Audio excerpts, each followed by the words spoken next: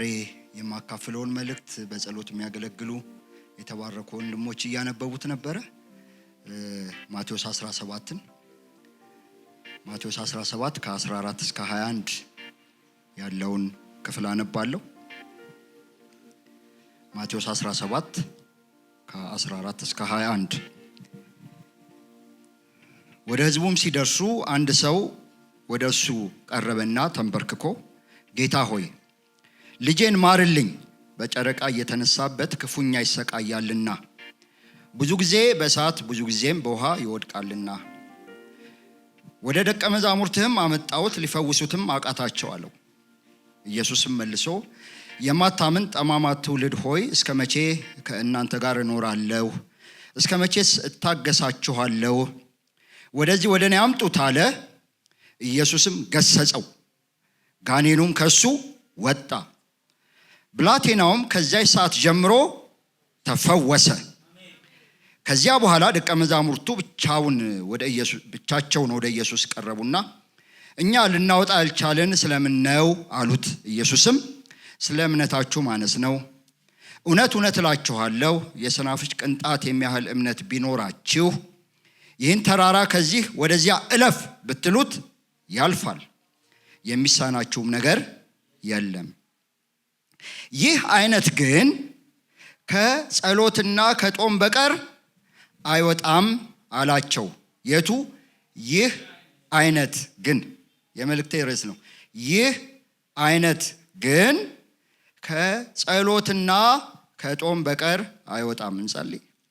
እናመሰግንሃለን፣ በመካከላችን ስላለህ እናመሰግንሃለን። ቃልህ ሕያው ስለሆነ እናመሰግንሃለን። ቃልህ ስለሚሰራ እናመሰግንሃለን።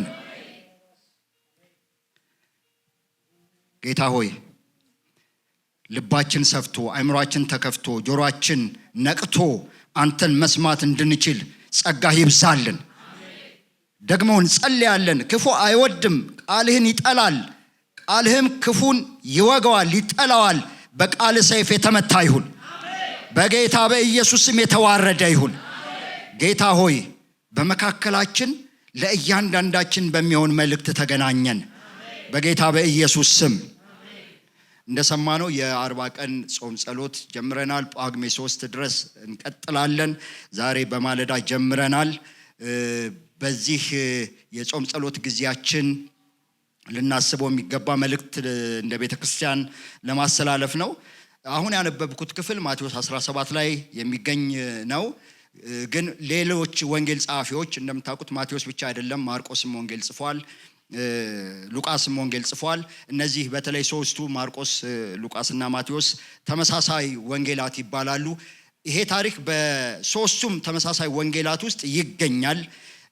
ማርቆስ ምዕራፍ 9 ላይ በተለይ ከቁጥር 14 ጀምሮ በጣም በዝርዝር እናገኛለን። ማርቆስ 9 ላይ ይህንኑ ታሪክ እናገኛለን።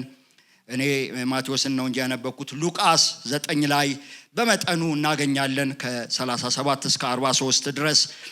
የሚገርማችሁ ሶስቱም ወንጌል ጸሐፊያን በሚጽፉበት ጊዜ ይሄ አሁን ያነበብነው ታሪክ የአጋንንት አስሮት የነበረ ሰው የተፈታበትና ኢየሱስ ደግሞ ለብቻው ሲጠይቁት በጣም የሚገርም መልስ፣ ይህ አይነት ግን ከጾምና ከጸሎት ካልሆነ በቀር አይወጣም ያላቸው ታሪክ ከአንድ ሌላ ታሪክ ቀጥሎ የተከሰተ ታሪክ እንደሆነ ሶስቱም ወንጌል ጸሐፊያን ነግረውናል። ይሄ ታሪክ ኢየሱስ በተራራ ላይ ሶስቱን ደቀ መዛሙርት ማን ጴጥሮስ፣ ያዕቆብ፣ ዮሐንስን ይዟቸው ሄደ ይላል። ለምሳሌ ማቴዎስ ገና ሲጀምር እንደዛ ብሎ ነው የሚጀምረው። ከዛ ከተራራው ሲወርዱ፣ ተራራው ላይ ምን እንደሆነ ትንሽ ነግራቸዋለሁ። ከተራራ በወረዱ ጊዜ ወዲያው ያጋጠማቸው ጉዳይ ነው። ይሄ ጉዳይ ወደ ተራራ፣ እንደውም ማቴዎስ ወደ ረጅሙ ተራራ ወሰዳቸው ይላል። ወደ ረጅም ተራራ ወሰዳቸው። ተራራው የትኛው ተራራ እንደሆነ ብዙ አናቅም፣ ግን በቤተ ክርስቲያን ትራዲሽን፣ በቤተ ክርስቲያን ታሪክ የታቦር ደብረ ታቦር ምንለዋለን የታቦር ተራራ እንደሆነ ይገመታል። ሉቃስ ደግሞ እንደዚህ ይላል። ወደ ተራራ የወሰዳቸው ለምን እንደሆነ ሲነግረን ሉቃስ 9:28 ላይ ከዚያ በኋላ 8 ቀን ያህል ቆይቶ ጴጥሮስና ዮሐንስን ያዕቆብን ይዞ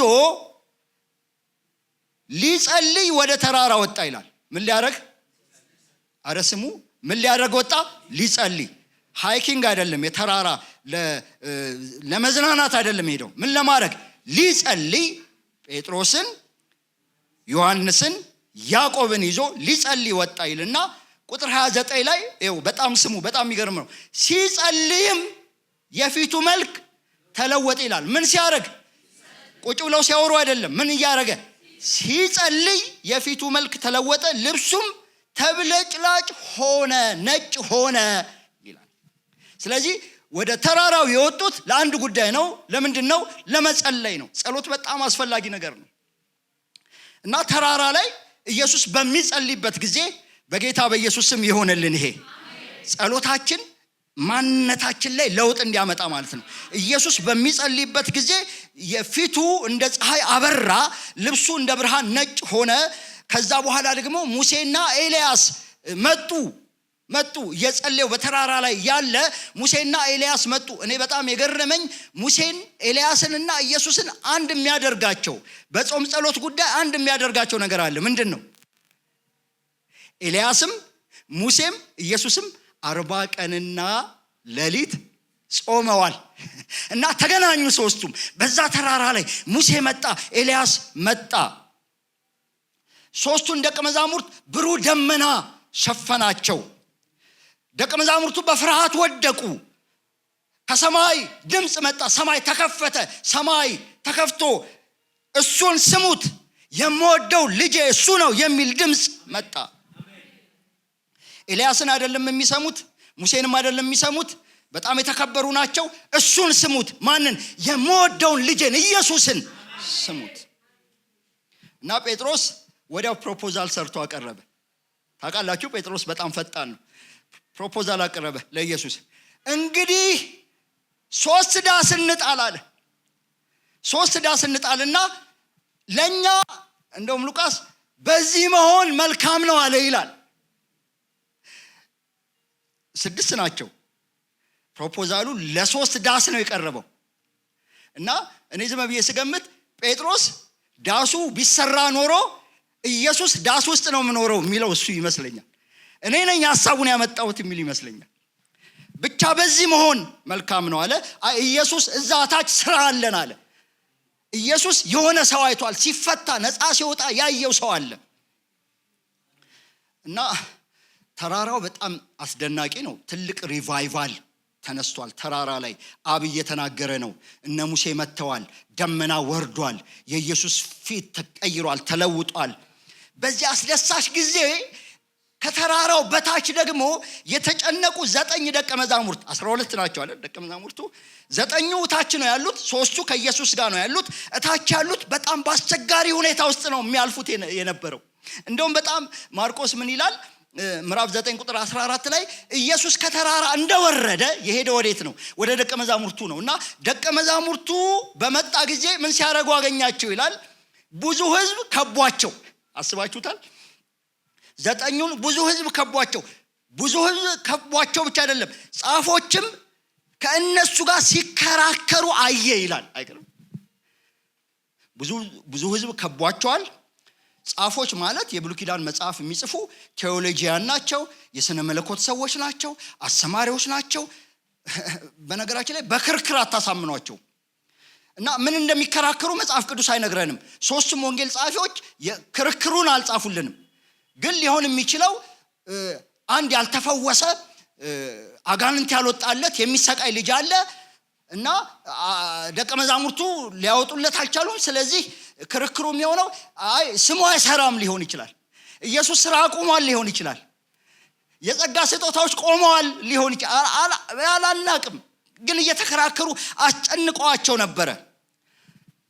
በጣም የሚገርመው ክርክሩ ብላቴናውን አይፈውሰው።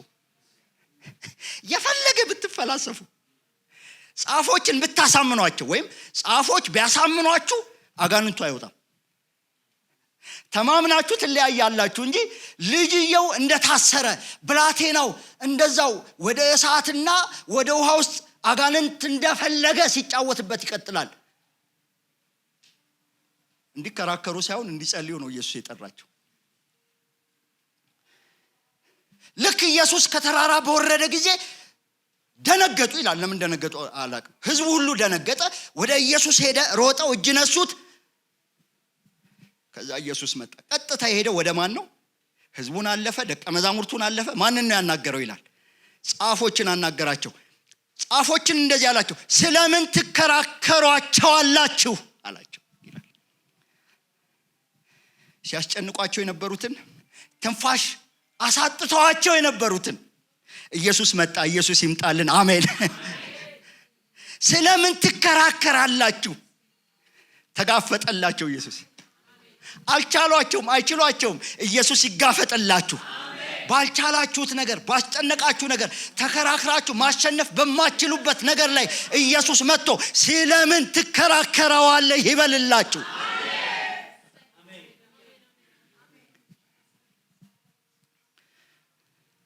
ከዛ በመሃል አባትየው አለ። ይሄን ሁሉ ይከታተላል። እጁን አወጣ። ኢየሱስ አሁንም ከጻፎች ጋር አንተ መከራከር ለልጄ መፍትሄ ሊሆን አይችልም። መምህር ሆይ ዲዳ መንፈስ ያደረበት ልጄን ወደ እነዚህ ሰዎች አምጥቼ ነበር አለ ማርቆስ 9:17 ላይ። ይሄን ደግሞ በያዘው ስፍራ ሁሉ ይጥለዋል አለ። አረፋም ይደፍቀዋል፣ ጥርሱም ያፋጫል፣ ይደርቃልም። አያሳዝንም? ድርቅ ብሎ ነው የሚቆመው። ማቴዎስ 17:14 ጌታ ሆይ ልጄን ማርልኝ፣ በጨረቃ እየተነሳበት ክፉኛ ይሰቃያል። ብቻ ነው ክፉኛ ይሰቃያል። ብዙ ጊዜ በእሳት ብዙ ጊዜ በውሃ ይወድቃል። ሉቃስ 9:38 አባትየው የተናገረውን እየነገርኳችሁ ነው። መምህር ሆይ ለኔ ስንት ልጅ ነው? አንድ ልጅ ነውና ልጄን እንድታይልኝ እለምንሃለሁ። እነሆ ጋኔን ይዟል፣ ድንገት ይጮሃል፣ ድንገት አረፋ ይደፍቃል፣ ይንፈራገጣል፣ እየተንቀጠቀጠ በጭንቅ ይለቀዋል። ያው ይረጋጋል ለማለት ነው እንጂ ጥሎት ይሄዳል ለማለት አይደለም። በጣም የሚያሳዝን አባት ነው። ማርቆስ አንብቤላችኋለሁ። ዲዳ መንፈስ እንግሊዘኛ ላይ ሚውት የሚያደርግ መንፈስ ይላል። ሚውት ታውቃላችሁ አይደል? ሪሞት አላችሁ አይደል? ቤት ቲቪያችሁን ሚውት ስታደርጉት ምንድነው የሚሆነው? ወደ ኋላ መሄድም ቀጥሎ ምን እንደሆነ ታክ አረገ ማለት ነው። ሚውት። ይሄንን ብላቴና አባትየው እንደተናገረ ከህፃንነቱ ጀምሮ ሚውት አድርጎታል አጋንንት።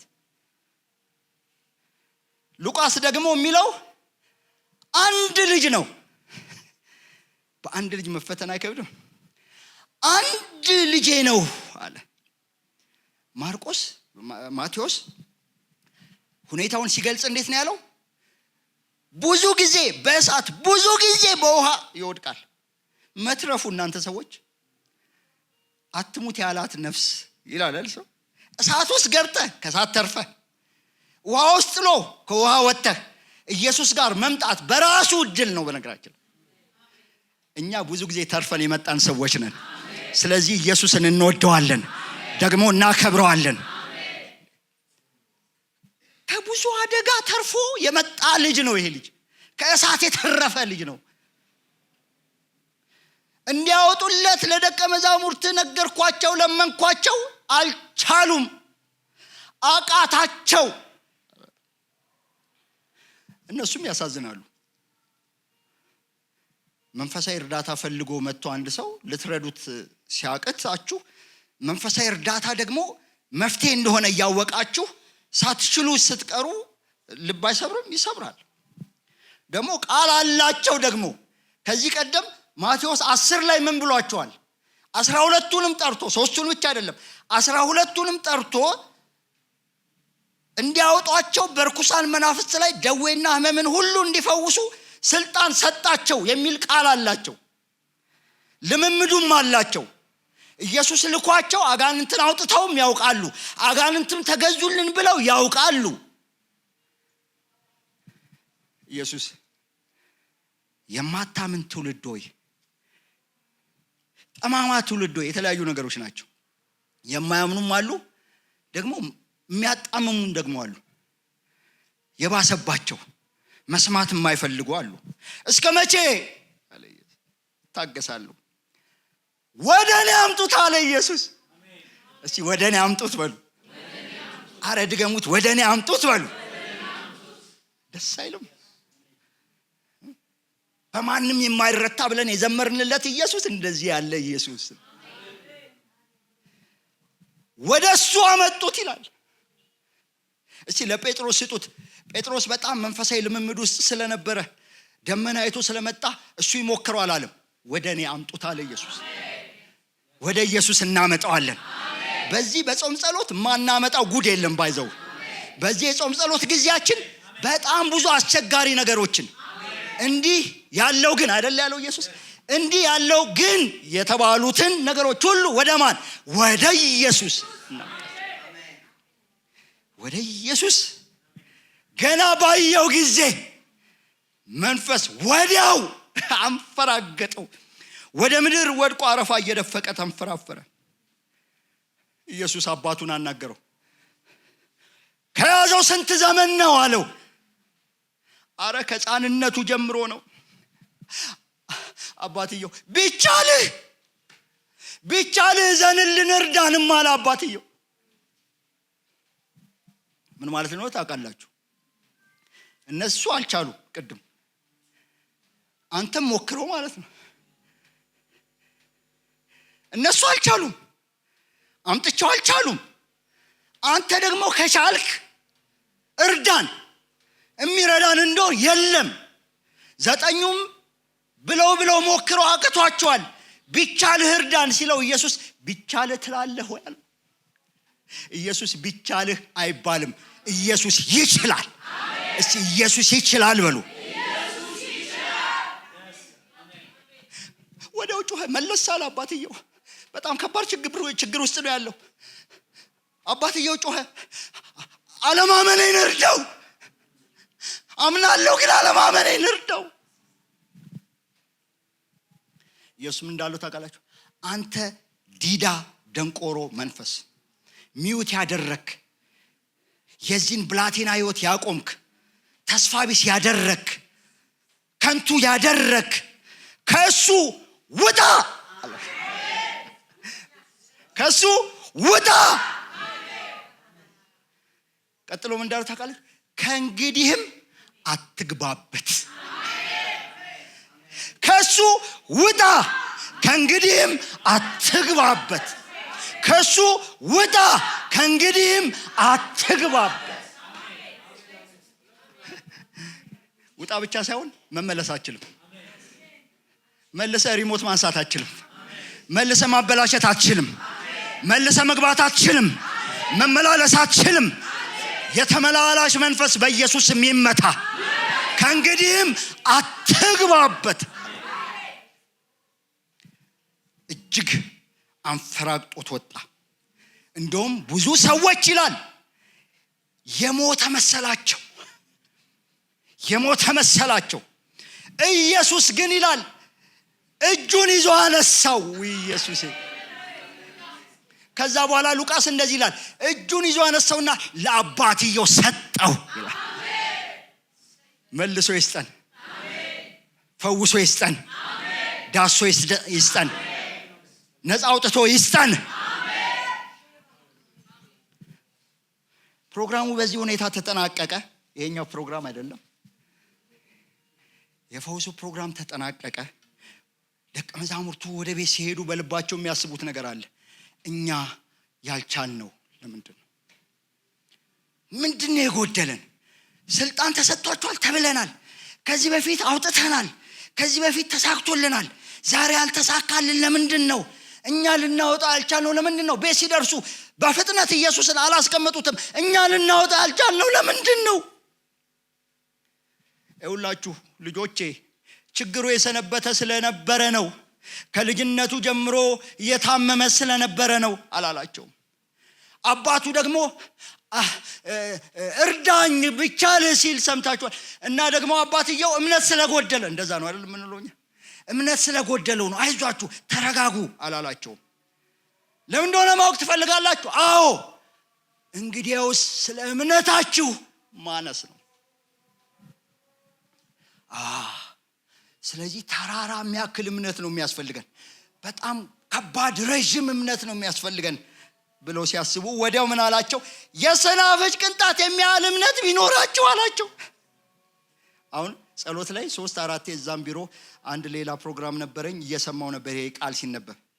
ይህን ተራራ ከዚህ ወደዚያ ምን ብትሉ እለፍ ብትሉት ያልፋል፣ የሚሳናችሁም ነገር የለም። ይህ አይነት ግን ይሄ ነው መልእክቴ ብያቸዋለሁ። አሁን በዚህ ጾም ጸሎት የምንዘምተው ማን ላይ ነው ብለናል? ይህ አይነት ግን የተባለ ይህ አይነት ግን ከጸሎትና ከጾም በቀር አይወጣም አላቸው። ስለ እምነታችሁ ማነስ ነው። እና ምን ያህል እምነት ነው የሚጠበቅብን? የሰናፍጭ ቅንጣት። ሰናፍጭ መጽሐፍ ቅዱስ ላይ 1-5 ጊዜ ተጠቅሶ እናገኛለን። የሚገርማችሁ ኢየሱስ ስለ ሰናፍጭ ዘር ሲናገር የሰናፍጭ ቅንጣት ዘር ምዕራፍ 13 ቁጥር 32 ላይ ማቴዎስ ወንጌል 13:32 ላይ ስለ እግዚአብሔር መንግስት ተናገረና እቺ ዘር ከዘር ሁሉ ታንሳለች ብሏል። ስለዚህ ሰናፍጭ ሲባል ወዲያው የሚታወቀው ነገር ምንድነው? በጣም ትንሽ ከዘሩ ሁሉ፣ ከዛፍ አይደለም ከዘር ከተክል አይደለም ከዘር ያነሰች ናት። ግን አላቸው ኢየሱስ ግን ቅንጣት የሆነችው ሰናፍጭ ስትዘራ አላቸው መልሶ እንደዛ አላቸው የተዘራች ጊዜ ግን አላቸው አፈር ካገኘች ውሃ ካገኘች የፀሐይ ብርሃን ካገኘች ግን ከዛፎች ሁሉ ትበልጣለች አላቸው። ባደገች ጊዜ ግን ከአትክልቶች ትበልጣለች። በጣም ረጅም ትሆናለች፣ 9 ሜትር ድረስ ትሄዳለች ይባላል። የሰናፍጭ ቅንጣት ስትታይ ደካማ ናት፣ የማትረባ ናት፣ የማትጠቅም ናት። ውስጧ ግን ኃይለኛ ነው። ኢየሱስ እየተናገረ ያለው ስለ እምነት ኃይል ነው። እምነት ስላለው ኃይል እየተናገረ ነው። ውስጧ በጣም ኃይለኛ ነው። ውስጧ ዛፍ አለ፣ እንዳትንቃት። 9 ሜትር ውስጧ አለ። አሁን ስታያት ግን ትንሽ ነው የምትመስልህ። እኔ አሁን ከእናንተ የምፈልገው ሙሉ ለሙሉ በእኔ ላይ የሚታመን ልብ ነው። ያ ኃይለኛ ነው። እዛ ውስጥ ጉልበት አለ። ግን የሰናፍጭ ቅንጣትን ወስጄ እዚህ ፑልፒት ላይ አስቀምጣት የዛሬ ዓመት ማንም ካልነካት ለዚያውም ካልወደቀች እዚህም ብትወድቀው ነው ለነገሩ ተመልሼ በመጣ እሷን ነው ማገኘው። የሰናፍጭ ቅንጣት መሬት ላይ ከወደቀች ግን ከተዘራች ግን ኃይል አላት ውስጧ። በዚህ ምክንያት ይህን ተራራ ከዚህ እለፍ ብትሉት ይህን ተራራ የሚለው ተራራ ነው። ያው ከተራራ ነው አይደል የወረደው እና በቀጥታ የሚመስለው ይሄንን የኔ ክብር የተገለጠበት ተራራን ታቦርም ከሆነ ታቦር ተራራን ብትሉት ብትዳስሱት ብትገፉት አይደለም የተባለው ብትናገሩ በዛ ላይ በእምነት ኃይል በእግዚአብሔር በመታመን ብትናገሩ ይሄዳል አላቸው። ሊትራል ተራራ ሊሆን ይችላል። ግን ደግሞ አውዱን በደንብ ያነበብን እንደሆነ ለነዚህ ሰዎች የዛሬው ተራራቸው የትኛው ነው? እንዲህ ያለው ግን የተባለው አጋንንት ነው።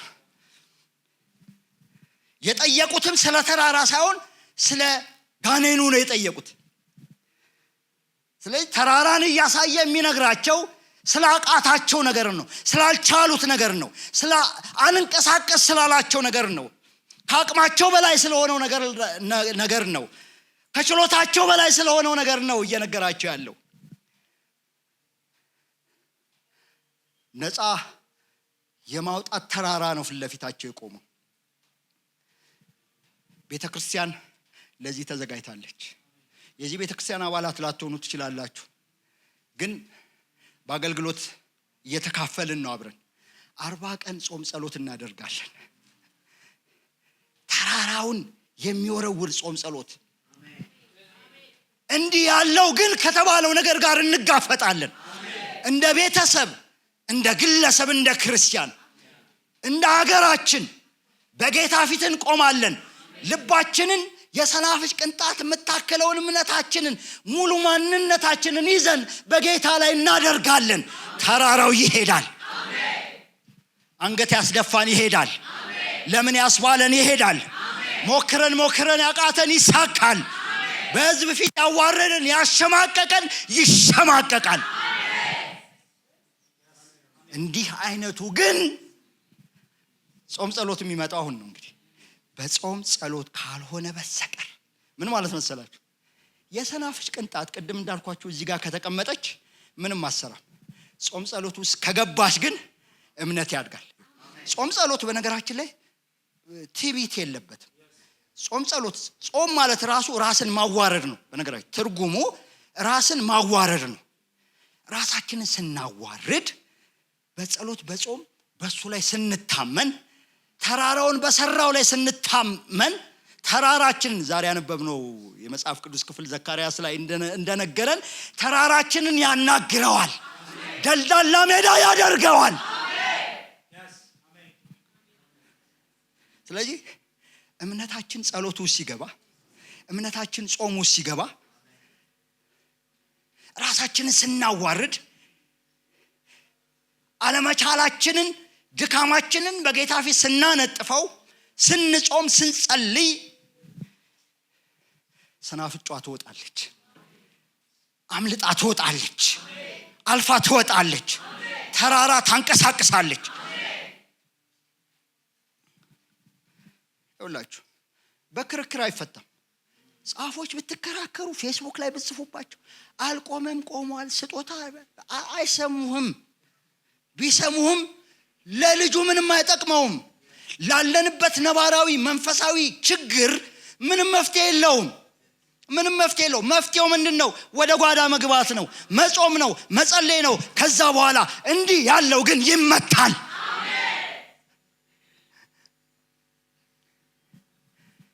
ክርክሩ የታሰረ አይፈታም። የታሰረ የሚፈታው ጾም ጸሎት ቤት ውስጥ የወደቀው ሰናፍጭ ነው።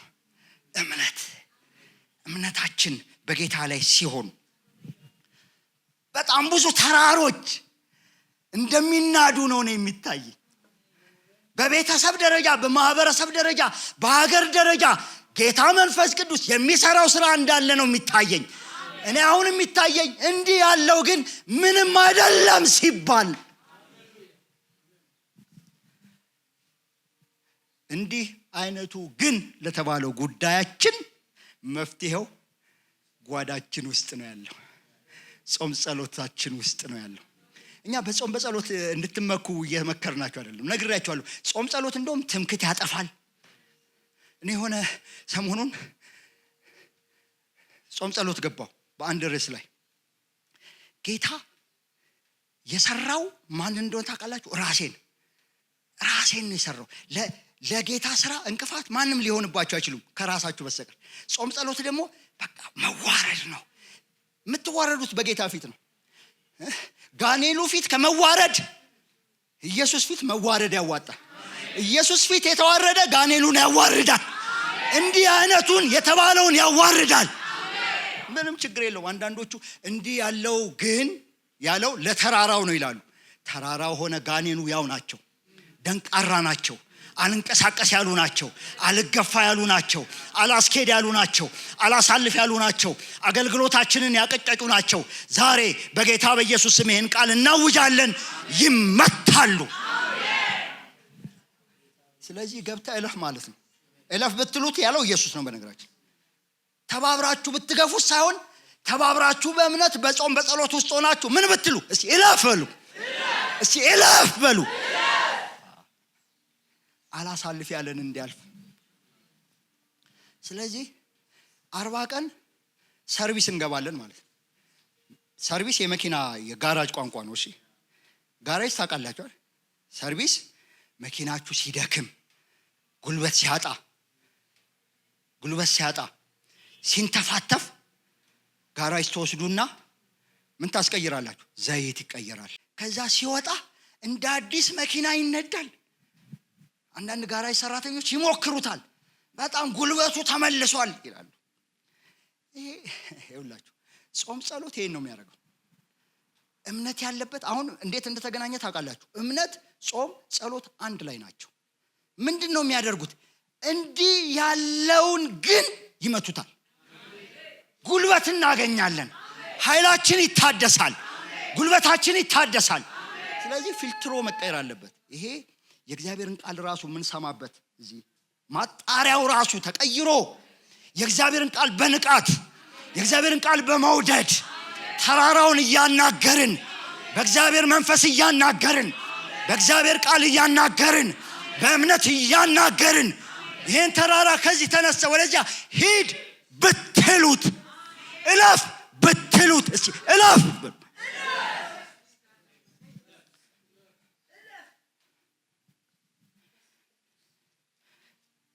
ስለዚህ መልእክቴ ለእንዲህ አይነቱ ግን ለተራራውም ሆነ ለዲዳው መንፈስ ሚውት ላደረገ አንዳንዶቻችን በጣም ብዙ የተስፋ ቃል ተቀብለን ሚውት የሆነብን አልሄድ ያለን ከሆነ መፍትሄው የፍርሃትን ተራራ የጭንቀትን ተራራ ያለማመንን ተራራ የሚንዳው እምነት ከጾም ጸሎት ጋር ይሄንን ቤተክርስቲያን አውጃለች።